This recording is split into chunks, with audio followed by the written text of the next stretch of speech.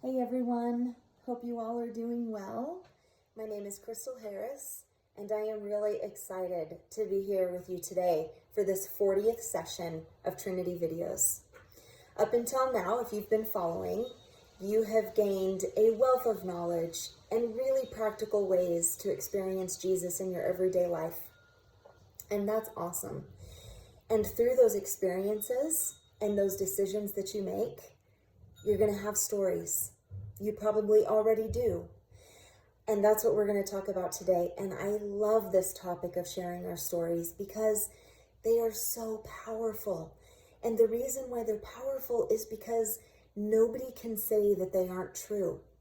You can share something personal from your life. You can share ways that Jesus has showed up in your life. You can share experiences that you've had of his love and his mercy and his grace. You can share how you met Jesus, your salvation story, and no one can say it isn't true. And so it's a very powerful tool to use against the enemy. And it's also a very powerful tool to use to draw others to Jesus. So I want to share a story with you from my life. And this is a story that really helped set me in motion for the life that I've lived. When I was 18 years old, I had just graduated high school, and I was super excited to be moving out of my house.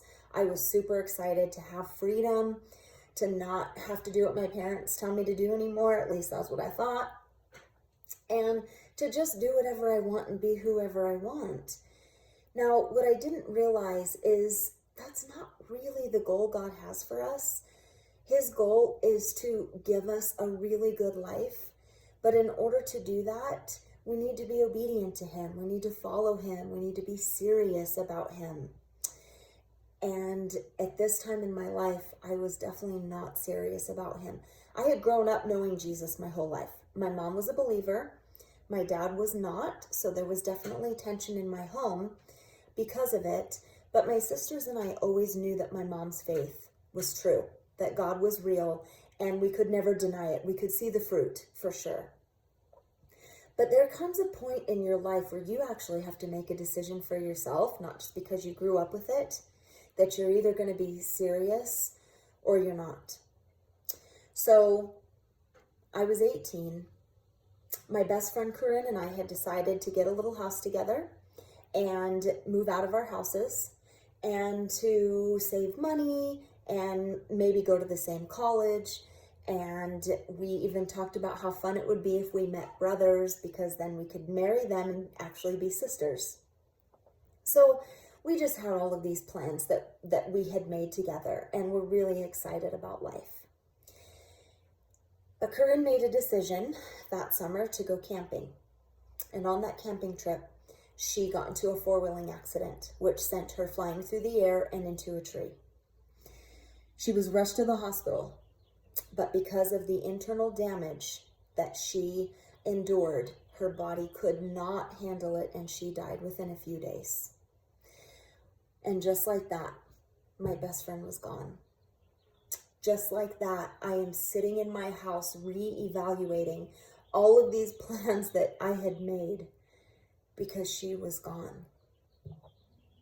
Now, I didn't make the decision right away that I was going to be serious. It took me a little while because, as you know, there was a lot of grieving to do. I mean, this was the most devastating thing I had experienced up until now. And how to navigate all those feelings for an 18-year-old, wow, it's rough. But I did, and I decided that life was really precious and that I didn't want to waste away my life doing whatever I wanted to do. I knew that following Jesus meant that I would have a good life no matter the hardships that I went through. And so, like I said, it set me in motion for a life that I would have never imagined living. And so if I ever get a chance to talk to any of you, I would love to share with you like my life's journey. But for this episode, I want to stay focused on our stories. So this story is one that I share because of how it shaped me. And it's one that I share with people because I'm not the only one that has lost someone I love. In fact, I've lost many more people that I love over the years. And each time I realize, you know what, I'm not the only one. And when I share it with people, it's powerful. Because even in the midst of grief, even in the midst of loss, I still see Jesus's love.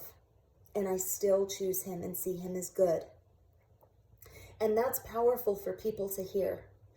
And so one of the things I want to do is I want to challenge you guys to write down your stories.